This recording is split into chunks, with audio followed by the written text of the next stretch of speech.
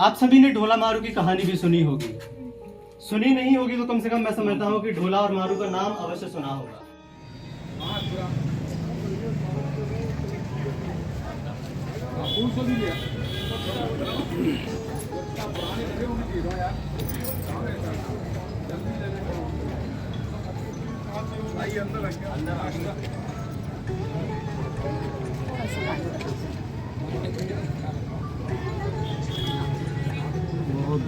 आओ आज आप लोग आओ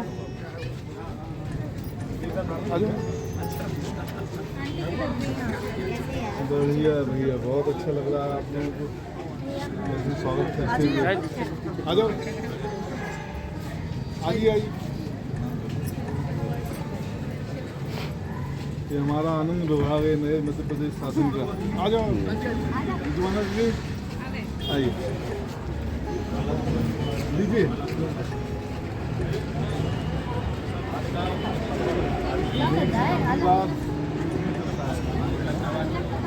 लोगों को सामान उपलब्ध करवाते हैं। अच्छा, आप लोगों को भी खोलना है यहाँ पर नरवर में एक नेकी की स्थान होता है। आपको सामान है, गरीब लोग घर में बहुत सामान होता है, जल्दी से जहाँ जवानी में निकलेगा उस सामान को एक स्थान पर रख दें। लोग नया नहीं दे सकते तो पुराना दे दें। माता की जय, भारत माता की जय।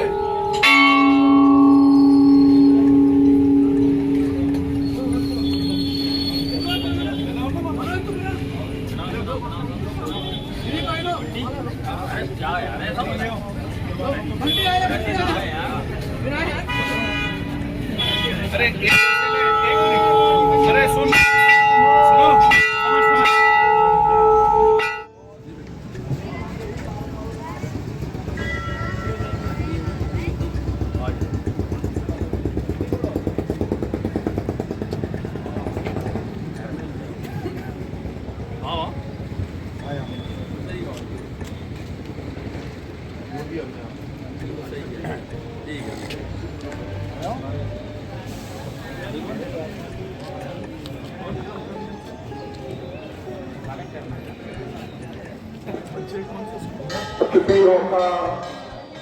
Glory Testament God.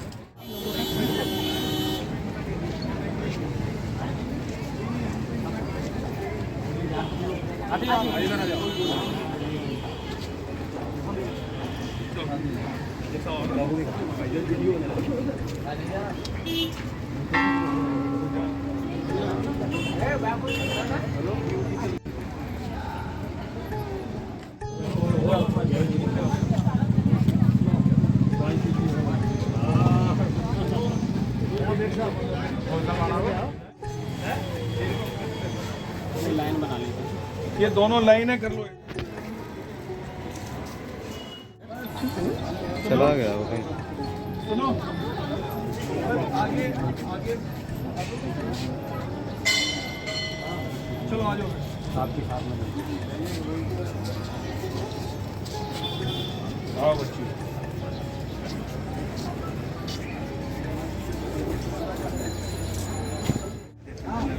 अच्छा मनोज माहेश्वरी, संदीप माहेश्वरी, हमारी बात कई बार डीजी साहब आए थे। आइए आप लोग थोड़ा आगे आ जाए, थोड़ा जगह है ना यहाँ गेट पे थोड़ा क्या कर रहे हैं। सभी आप लोगों का स्वागत है।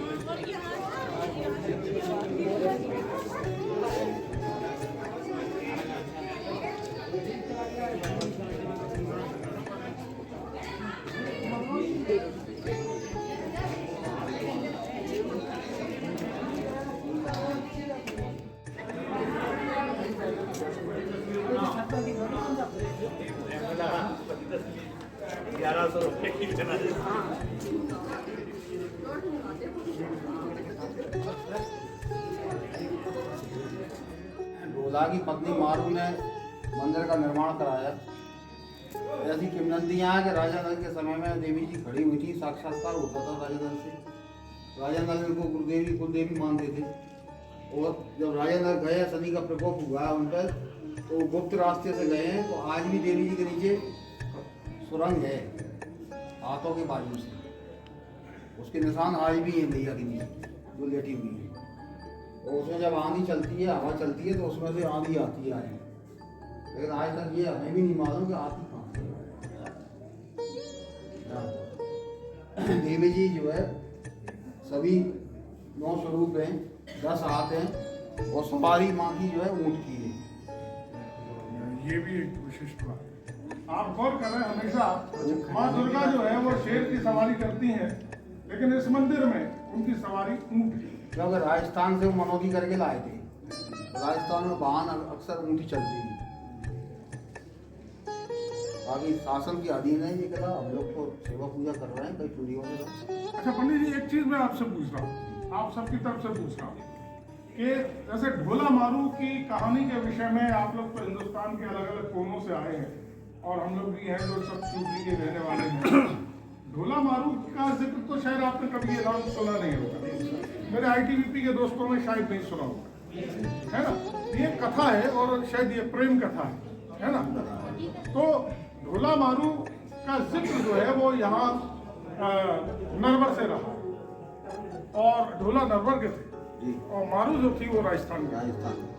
तो उनको विवाह करके वो यहाँ लाए थे। और उसमें एक खास बात ये है कि ढोला मारू का जो उल्लेख करते हैं, तो जैसे कि अब आप मैं क्या कहूँ, हीर रांझा आपने सुना होगा, पंजाब से कोई है तो हीर गाई जाती है ना। इसी तरह से जैसे पंजाब में हीर गाई जाती है, ऐसे ही यहाँ पे ढोला मारू की कहानी को गा के सुनाया जाता है। तो उस गायन को ढोला मारू गायन कहते हैं। हमारे शिवपुरी जिले में ढोला मारू गाने वाले केवल एक ही व्यक्ति जो थे, जो जानकारी में थे, वो यहाँ नरवर के थे।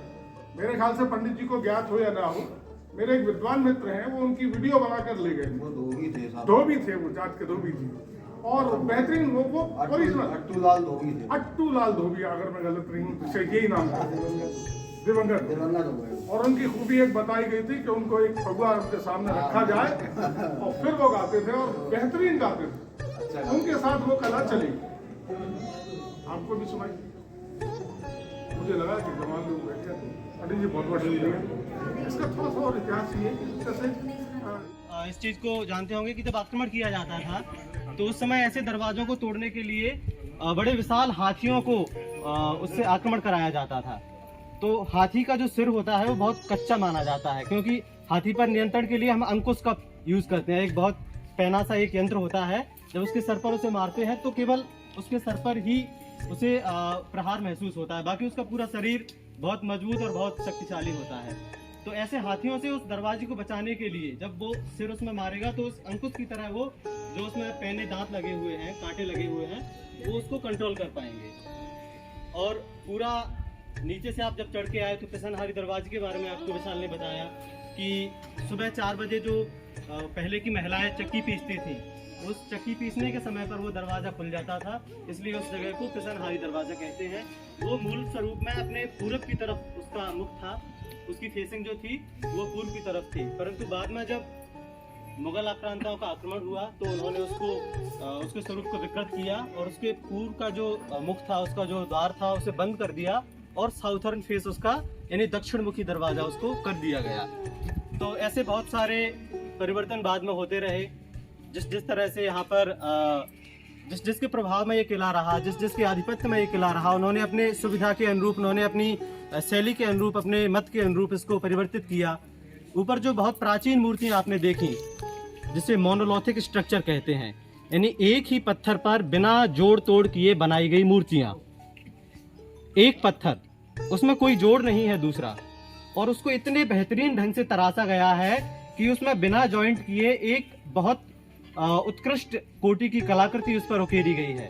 वो जो कलाकृति है वो भगवान शिव का जो नृत्य स्वरूप है, नटराज जिसे हम कहते हैं, भगवान नटराज का वह रूप है, बाद में जो मुगल आक्रांताओं का आक्रमण हुआ तो उन मूर्तियों को भी उन्होंने खंडित किया और आज वो अपने बिखरे हुए स्वरूप में, टूटे हुए स्वरूप में वहाँ पे विद्यमान है। वो जो दो मूर्तियाँ हैं, आपको वहाँ एक्सप्लेन किया था विशाल ने कि एक दूसरे का प्रतिरूप है, यानी मिरर स्ट्रक्चर है। जैसे हम आईने में एक अपना स्वरूप देखते हैं तो जो रिफ्लेक्शन हमारा दिखाई देता है, वो पत्थर पर उस रिफ्लेक्शन को बनाना आप समझिए कितना क्रिटिकल रहा होगा उस समय। मतलब कोई विशेष यंत्र नहीं है, कोई मशीनरी नहीं है, कोई ऐसे एडवांस टेक्नोलॉजी नहीं है, फिर भी उस समय के जो इंजीनियर्स थे, उस समय के जो कलाकार लोग थे, जो आर्किटेक्ट थे, जो अभियंता थे, उन्होंने उतनी बिना टेक्नोलॉजी को होते हुए भी बहुत उत्कृष्ट कोटि की ऐसी रचनाएं हमारे सामने आज पूरे देश भर में मौजूद है और उसी का एक रूप ये नरवर किला है। उसमें लोगों का इंटरेस्ट हमारी बात नहीं मानी, स्पेशल की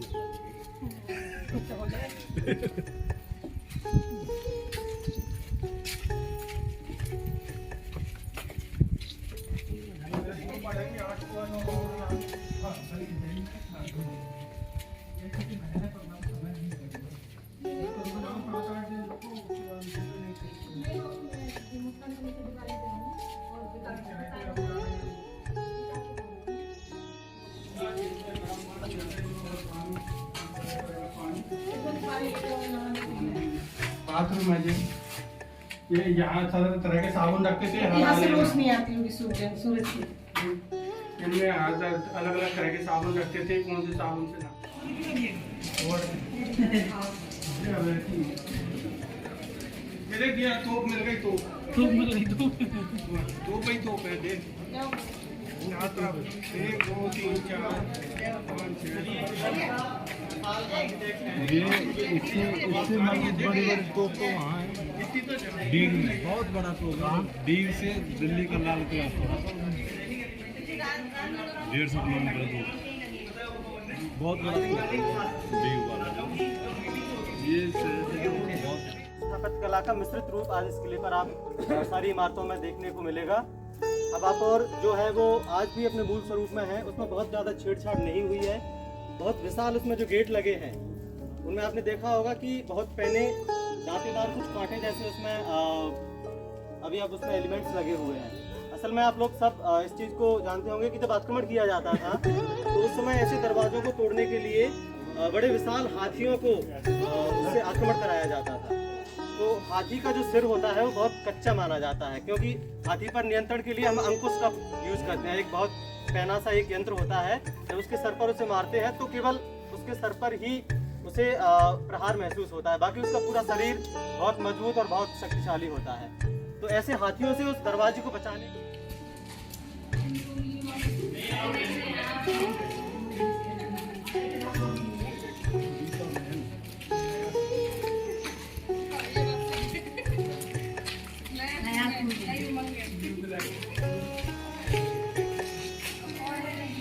ये आप लोग, हेलो बच्चों, आप लोग इधर आ रहे हैं।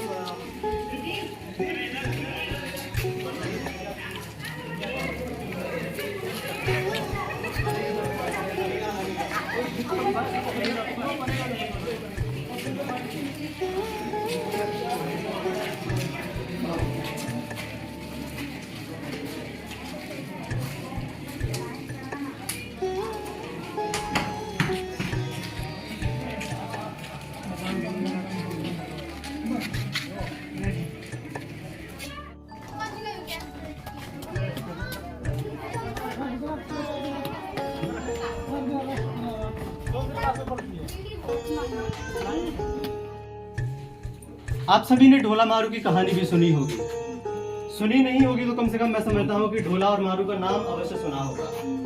हिंदुस्तान में जितनी भी प्रेम कथाएं पूर्व से प्रचलित हैं, लैला मजनू की हो, हीर रांझा की हो, उन सभी प्रेम कथाओं से पूर्व की जो प्रेम कथा भारत की है सबसे पुरानी, मैं समझता हूँ वो है राजा नल दमयंती की कथा, जिसका वर्णन महाभारत के वन पर्व में आता है।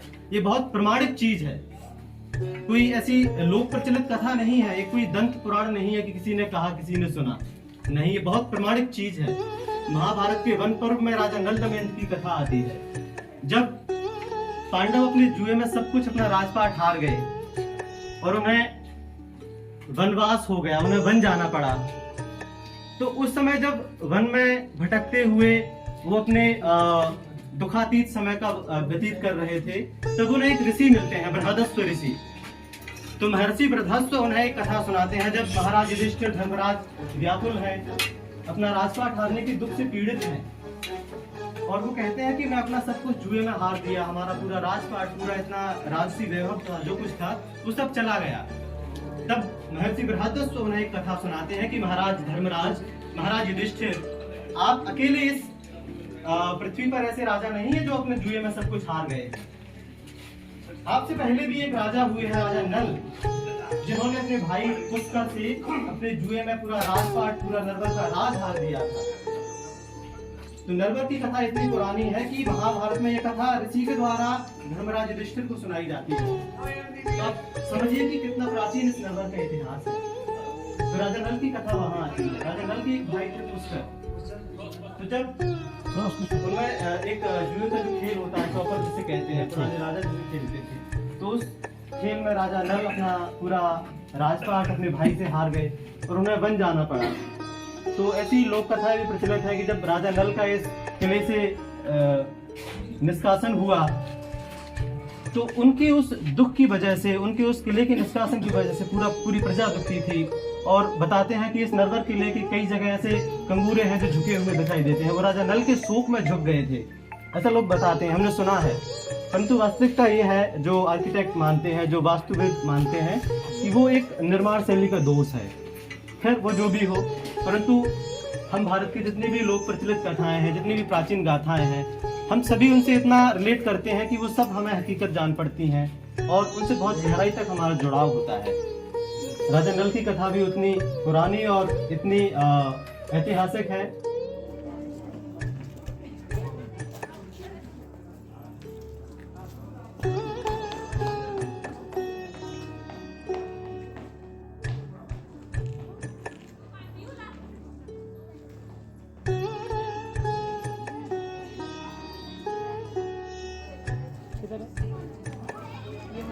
ये नहीं, वो जो दूर दिखाई दे रहा है सामने सीधा।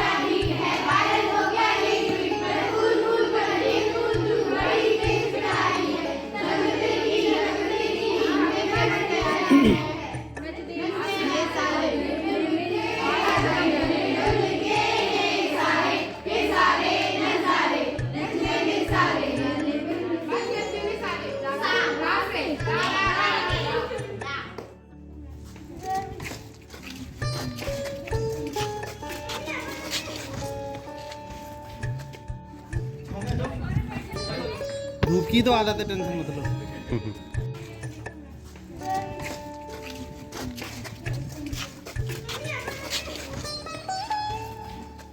धार्मिक भी जगह अगर प्रमोट कर पाए तो टूरिज्म, और टूरिज्म भी कोई छोटा मोटा बिजनेस नहीं देता, टूरिज्म से भी मल्टीपल बिजनेस होता है।